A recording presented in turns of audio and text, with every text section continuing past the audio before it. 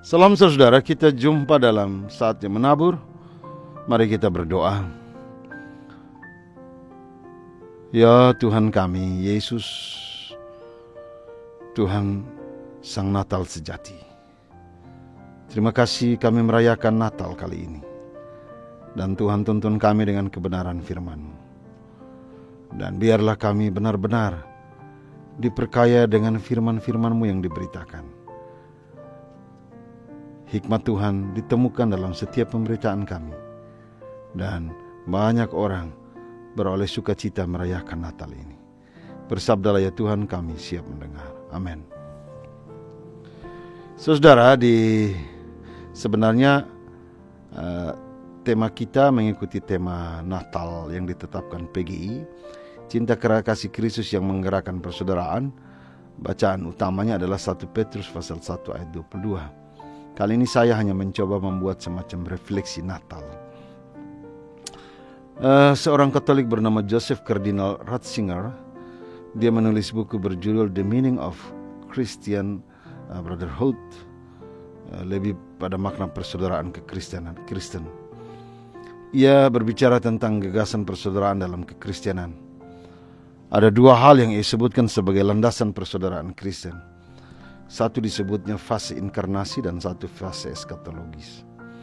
Sebelumnya kita tuntaskan dahulu pengertian inkarnasi. Ini bukan inkarnasi dalam pandangan misalnya agama Hindu, melainkan dalam pandangan kekristenan terutama Katolik. Inkarnasi berasal dari kata incarnare Latin yang menggabungkan kata in menjadi dan karo daging. Karena itu inkarnasi berarti menjadi daging. Di Injil tertulis firman itu telah menjadi manusia, Yohanes 1 ayat 14. Tentu yang dimaksud adalah Kristus yang adalah Allah sejati dan manusia sejati. Menurut dia, fase inkarnasi adalah fase yang telah melahirkan kekristenan yang manusiawi, vital, ramah. Kekristenan yang berorientasi pada inkarnasi memungkinkan untuk mau merangkul semua orang yang baik dengan sukacita di dunia ini. Kristus adalah inkarnasi dari sabda yang hidup, merangkul semua yang terpinggirkan dan puncaknya adalah salib. Fase ini memungkinkan semua menerima yang lain. Persaudaraan menjadi dekat dan semua bergembira dalam kesetaraan. Sementara fase eskatologis disebutnya sebagai fase pemulihan. Orang dalam fase ini mulai berbicara tentang sorga sebagai komunitas orang-orang terpilih. Kekristenan mungkin berinkarnasi dengan Kristus namun kemudian melompat untuk memikirkan sorga. Akibatnya komunitas semakin membentengi diri, persaudaraan mengarah pada orang-orang seide, orang-orang sekeyakinan. Sekuat apapun pemaknaan pada anugerah sebagai jalan keselamatan, toh gaya hidup manusia selalu menjadi patokan. Gereja terseleksi oleh pandangan sorga, dan persaudaraan terancam sebagai ekstremis sorga. Jika dipikir-pikir ada benarnya juga bahwa kita harus berinkarnasi, ya saya melihatnya sebagai lahir baru dalam Kristus dan ini memang benar. Tetapi kemudian fase eskatologis dianggap sebagai sesuatu yang berbahaya. Ini tidak benar sepenuhnya. Surga itu kan ajaran kitab suci juga kan. Masalahnya bukan pada fase inkarnasi dan eskatologis. Karena kekristenan memahami anugerah sebagai jalan pemberian keselamatan. Dan jalur kita bukan dari bumi ke surga, justru sebaliknya.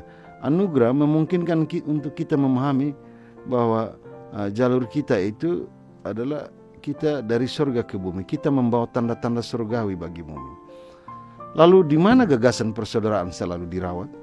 Jawabannya ialah Kristus. Itu prototipe kita. Kalaupun kita ke surga kelak, saudara, kita akan berjumpa dengan Yesus yang sama. Yesus yang mengasihi semua orang dan memberi kesempatan bagi semua orang. Dia tidak berubah. Dilahirkan dalam Kristus, mati bersama Kristus dan bangkit oleh Kristus harus menjadi dasar aktivitas dan relasi persaudaraan kita setiap hari. Jika mengikuti pola pikir Joseph Cardinal, maka pertanyaannya sekarang adalah dari mana gerakan inkarnasi dimulai? Yesus. Hanya dengan Tuhan yang bisa berinkarnasi. Sebab hanya Dia saja yang bisa berinkarnasi. Manusia tidak mungkin. Jarak bumi dan surga terlalu jauh, apalagi jika manusia penuh dosa. Lalu bagaimana manusia bisa memahami inkarnasi? Jawabnya hanya satu. Karena anugerah Allah dalam Yesus, kita bisa mengalami proses penciptaan baru. Dalam proses penciptaan baru, kita terus berinkarnasi dengan semua orang. Natal adalah panggilan berelasi dengan semua orang. Maria dan Yusuf dipanggil untuk berelasi meski usia yang terpaut, dan ada hal yang aneh di sekitar kehamilan Maria. Surga mendekati para malaikat, kaum lemah. Surga mendekati para malaikat bersuara dengan luar biasa. Mereka menyanyikan pujian kepada kaum lemah yang secara sosial terpinggirkan. Orang Majus dari timur keluar dari negeri mereka, datang untuk melihat bintang, di kandang untuk mencari kebenaran, berjumpa dengan kebenaran sejati. Hanya Herodes sajalah yang tidak menikmati Natal karena dia sibuk jaga takhta. Dia tidak berinkarnasi dengan kehidupan. Dia terpaku pada dirinya sendiri. Lalu pertanyaan selanjutnya, kalaupun kita berinkarnasi di dalam Kristus, agenda apakah yang ingin kita sampaikan kepada orang lain? Disinilah ada kritik bagi Joseph Kardinal. Bukan fase eskatologis yang menjadi masalah, justru karena agenda surga hilang dari semangat perjumpaan dengan orang lain. Apakah Natal menghadirkan sosok Kristus yang berbeda? Apakah karena Kristus itu manusia, dia menjadi manusia sehingga dia kehilangan nilainya sebagai Allah? Kalau mau jujur, Allah sejati dan manusia sejati menanamkan satu agenda surga sebagai kabar baik bagi kehidupan di bumi ini kan. Dengan demikian, keunikan persaudaraan dalam kekristenan adalah kita selalu berupaya menaruh nilai-nilai surgawi dalam relasi kita. Ketika membaca surat Petrus 1 ayat 22, kita tertegun dengan apa yang dikatakan oleh Petrus. Karena kamu telah menyucikan, dalam bahasa Yunani dipakai kata hagniso yang berarti ditahirkan, disembuhkan, disucikan. Namun lebih tepatnya dibaptis, dimeteraikan. Dimeterai oleh kesucian meski sesungguhnya kamu berdosa. Persaudaraan kita berasal dari Kristus dan cap baru itu adalah kepemilikan Kristus yang mana tidak bisa dibayar atau dibeli oleh siapapun. Dengan kata lain, persaudaraan tidak bisa dibangun dengan luka atau trauma masa lalu. Persaudaraan tidak bisa dilandasi oleh semangat saling menghargai yang sama. Persaudaraan bukan agar tercipta kedamaian saja. Kita memang harus menjadi orang-orang baru yang membawa cinta kasih Kristus. Jadi persaudaraan itu lahir karena Kristus yang menggairahkan kita. Karena itu teks mengajak kita membangun persaudaraan dalam 3 pilar. Ketaatan, hupakoe. Persaudaraan dibangun dengan cinta dan mulailah dengan itu. Apa masalah persaudaraan? Kita tidak konsisten. Awalnya cinta, kelamaan kita menguasai, mendikte dan mendominasi.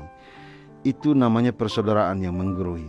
Pada tahap ini orang akan kehilangan kebebasan untuk berbicara apa adanya. Maka kita tidak terbiasa berkata jujur tentang kelemahan dan kita salah memahami persaudaraan. Aletheia, kebenaran. Bahaya dari persaudaraan itu adalah kita kehilangan nilai kebenaran. Asal aman, asal masih sama-sama. Suami yang baik adalah suami yang selalu mendukung istri. Istri yang baik adalah yang selalu mensupport suami. Lalu di mana batasannya? Kita tidak membangun relasi boneka. Kita sementara mengasah kedagingan agar kita sama-sama menanggalkan kedagingan menuju kehidupan roh yang berkualitas. Di sini kebenaran harus ada dalam pilar persaudaraan dan relasi kita. Disebutkan pula persaudaraan harus dibangun dengan ektenos, sesuatu yang dibangun dengan dasar sungguh-sungguh dan tulus. Keunikan persaudaraan kita bukan karena kita berada dalam satu wilayah yang sama, lalu berbeda wilayah menjadi musuh, di muka lain, di belakang lain. Keunikan persaudaraan kita itu ada pada ketulusan. Itu yang membuat Natal Kristus menjadi Natal yang kekal. Semua bentuk perayaan Natal bisa dikenakan bagi dia, baik ketaatannya pada Bapa, konsistensinya pada apa yang Bapa kehendaki, baik kebenaran dalam kata dan tindakannya, bahkan ketulusannya untuk mencari, menjangkau semua orang yang jauh dari Bapa. Selamat Natal dalam kasih cinta Kristus yang menggerakkan persaudaraan kita. Amin. Kita berdoa.